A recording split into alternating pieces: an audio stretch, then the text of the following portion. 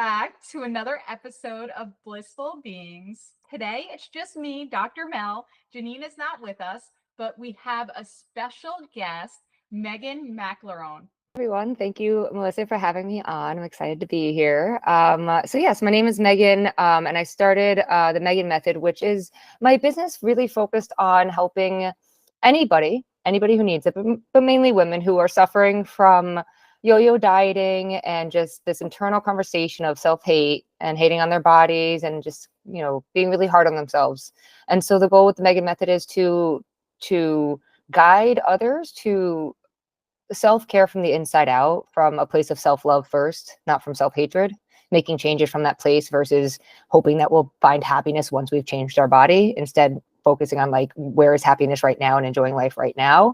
And you can definitely make healthy changes for your body if you want to along the way, but you don't need to suffer to get there. So that's really, I would say, the Meaghan Method in a nutshell is why it was created. Is I had my own suffering going on and I got through it, and then I just wanted to be a safe space for people to, know that there's another option other than just kind of like this yo-yo dieting, diet culture suffering out there. So, what would you say are the core principles of the Meaghan Method that really helped you and what you share to others?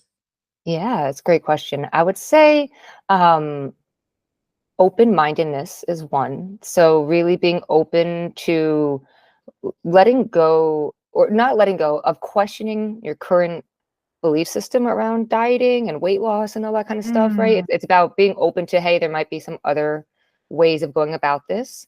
Another principle would be to function from my values. So really like checking in with my values and trying to make health decisions based off of values. And then I would say it's really about starting inward, right? So when we're kind to ourselves, we show up in the world a different way, usually, right? And we can be kinder to others when we're kind to ourselves first. A lot of times, the conflict I see around me is reactionary, and it's usually somebody's internally suffering and they kind of project that out onto somebody else, right? And they might not even realize they're doing that. And then there's just a lot of reactions happening, if that makes sense. Yes, it's so funny that one of your major principles is reactivity, because Janine and I actually just shot an episode last weekend in regards to creating calm and not being reactive.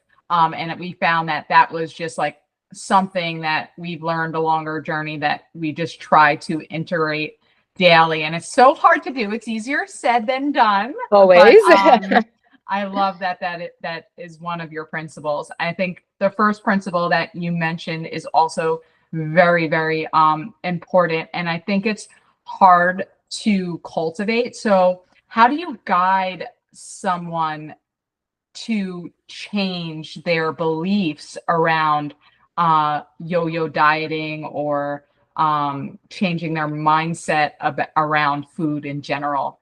Yeah, that's a great question. I think, the Meaghan Method, the foundation would be that, is that by getting curious and being open to maybe just, it's not even like no expectations, right? We let go of expectations. It's not like I'm going to do this and I'm going to get this result. Nope, we're letting go of all expectations. We're just showing up in the moment and seeing what actually feels good and works for us. But, when it comes to changing a belief that is usually really ingrained, right? I'm not asking anybody to change a belief that is steadfast for them, that they don't want to change. That's not the goal. It's to really look at it and question it and say, like, is this belief accurate? Does this belief serve me? Is it in line with my values? Does it really make sense when I break it down, right? Like looking for confirmation bias. But what I would say is that what we're talking about with the Meaghan Method really is habit change around, like, again, reactivity versus calmness, right? Like learning to calm ourselves down. You're human, you're going to react. That's how the brain works, right? And it's okay. Don't get judgmental and upset about that. But real habit change, I think, happens for a number of reasons. But one is just when you recognize that there's no point to doing that anymore, whatever the habit is, when it doesn't click to do it, there's no like, I should do this for this reason. You just naturally stop doing it. And I bet everybody who's listening can just take a moment and take a deep breath and like find something in their life they no longer do that they used to do. And there was just a moment where it just was like, didn't make sense to do it anymore. So they stopped.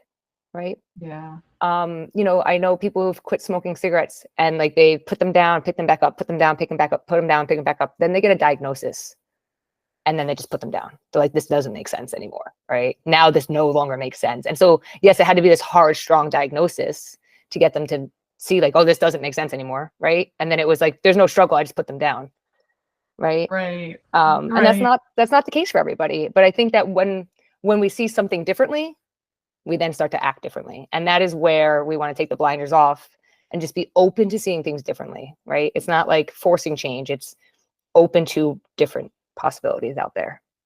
Yeah. And I think what you mentioned almost is like everybody has their bottom, their rock bottom, I feel like. And Yeah. Unfortunately, a lot of people wait until they hit that rock bottom in order to make a change. But if you can try to develop a growth mindset and try to make daily changes regularly, you can almost stop yourself from hitting these breaking points. We're all going to have struggles, Right. but we want to instill a life where we can not hit these rock bottoms where we're like absolutely imploding. And I think if we work with coaches like Meaghan, we can help cultivate a mindset where we can almost catch ourselves in these patterns by taking maybe a deep breath, or maybe you can share, Meaghan, some other tools to help kind of stop you in your tracks before you do something that is not valuing your body or your health or the well-being of yourself and those around you. Yeah. Well, I think that what you said was the first tool I'd give is a deep breath, right? Like the power of a breath. We breathe all day unconsciously. Yeah. We're not aware of it, right? And then if you take a second and you take a deep breath, it feels amazing, right? So good. So good. And then you can, if you've ever been like racing mind and you take a deep breath, you can actually feel your energy lower and stuff like that. And you can calm the mind. You can think differently. And so like taking that into consideration, like just when our mind is racing and our habits are created to make life easier, right? The shortest way to get to point A to point B is a straight line. The brain creates habits just for that reason. So you don't have to think about brushing your teeth or tying your shoes anymore, right? Now you have all this extra energy in your brain to go learn something different because you've already learned how to tie your shoes and brush your teeth. And so taking that deep breath helps you like not act on the habit, right? It's like, oh, there's the habit that wants to be reactive. And sometimes that's very helpful and sometimes it's not. And that deep breath lets you see a choice, like, the fork in the road, right? And it's like, there's what I call the paved highway is your habit. And you're just so used to driving down that highway and getting on the freeway. And then there's a dirt path that's scary in the woods. And that dirt path is maybe a different new habit you want to learn. And you have to start walking that dirt path. And yes, it's scary. And yes, you don't know it. But by walking it and staying consistent with it, right, and doing things consistently, you build a new neural pathway. But by taking that deep breath, you get to make that choice. Right. And that's the key, is you get to make that choice for yourself versus your beautiful computer brain making that choice for you because it has a built-in habitual reaction. So I think that's the first part. And then the second part I would say is just to really let go of all judgment and expectation, right? Is like, if you hold on to like an expectation, then you have it in your head that something has to be done a certain way, as if there's a perfect way to do something. And perfection, just like success, is a thought first, and then we go chase it. Right? It's not in the world, right? I love to go hiking, and there's no such thing. Success isn't something I pluck from a tree. It is a definition in my head, and then I chase it. And it might be a different definition in your head, and then you're chasing it too. So when somebody's like trying to be perfect with their eating habits, it's just not possible because perfection isn't real, right? It's something you've created in your head, and then, but once that belief changes, that vision of what perfect might change, and then you might act differently too. And so we act based off of a lot of our beliefs, even if we're not aware of them. Yeah. Oh my God, that was so insightful. It is so true. I got goosebumps with many of the things you were saying, especially the built-in neural pathways. I think a lot of people don't realize the habits that we create.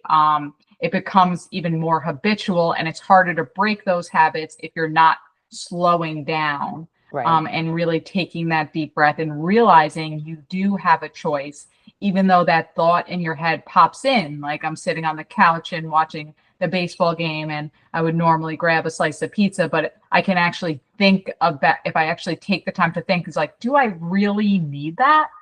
Before just going and grabbing it and doing an automatic reactive response to that thought. You explained it better than I could, and I think if we just re-listen to that just blurb of what you just said over and over again and try to follow that, it would actually save a lot of people from making a lot of mistakes.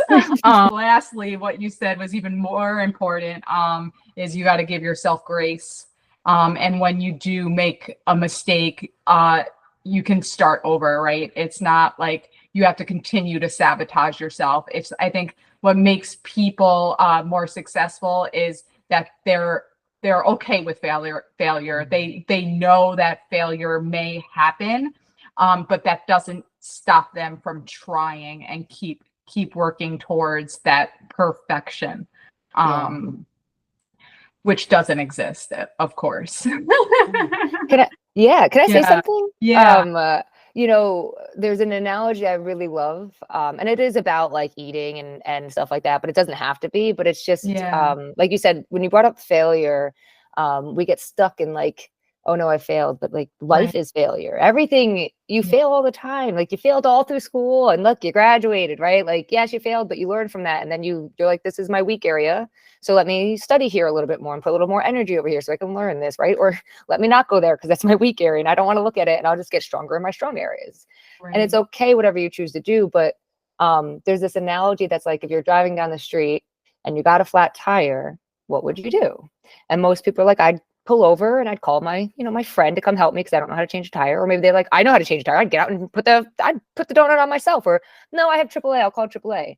But you don't get out of a car with a knife and stab 3 good tires and just like ruin the rest of the day by stabbing 3 other good tires, right? And so when you feel like you failed with one of your tires, it doesn't mean go sabotage the rest of your day and stab your other tires. I love that. Yeah, it's like, no, we just fix the tire. We just look at the tire. Patch it up, and we get back on the road, back towards our destination, right? Back towards our goals.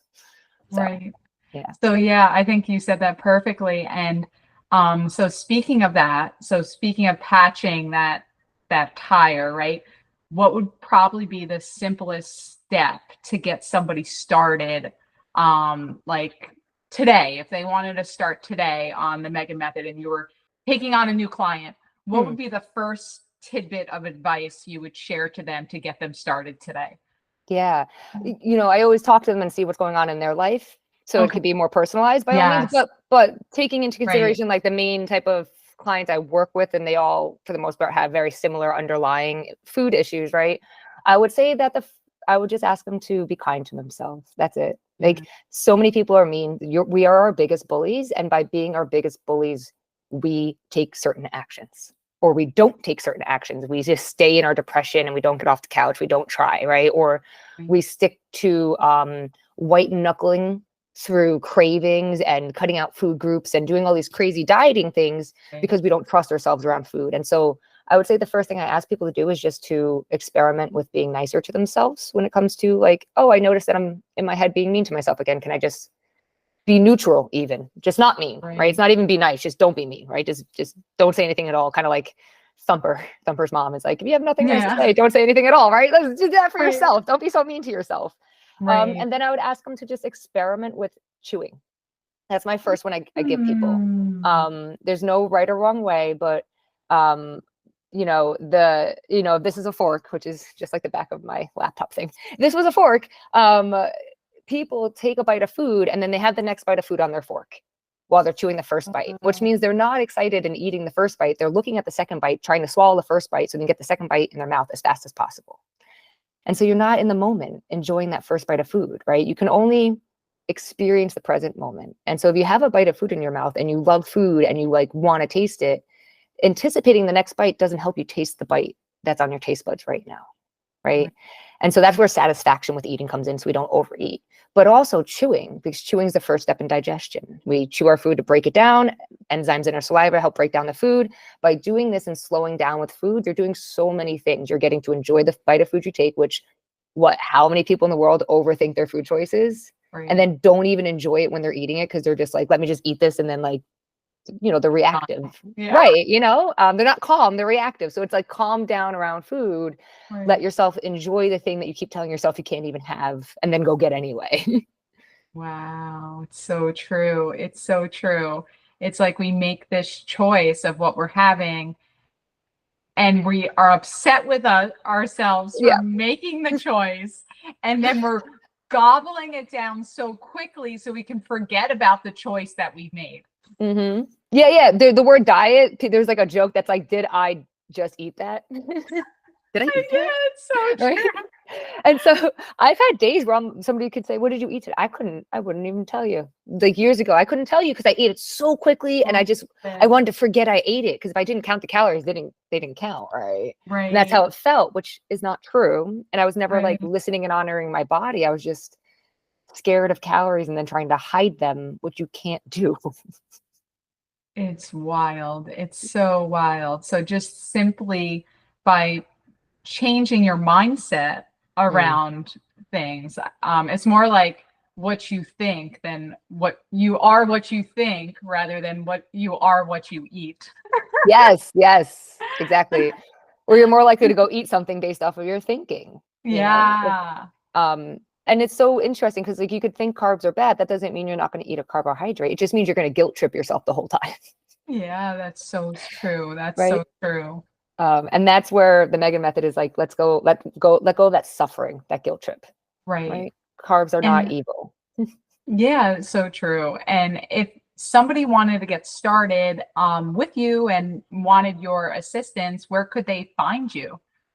Right now on Instagram, Meaghan Macaron. Yep, just my first and last name. And then the Meaghan method is the name of the website as well. So Instagram and my website right now. Well, thank you so much, Meaghan. This has been, I think, insightful for our listeners. And don't hesitate to reach out to her if you want some one-on-one coaching and counseling on the Meaghan method. You can find her on Instagram and Facebook and other social media sites. So thank you again for coming. For having me. This was wonderful. Yes, and don't forget to subscribe, like, and follow the Blissful Beings podcast. Thank you, guys. See you next time.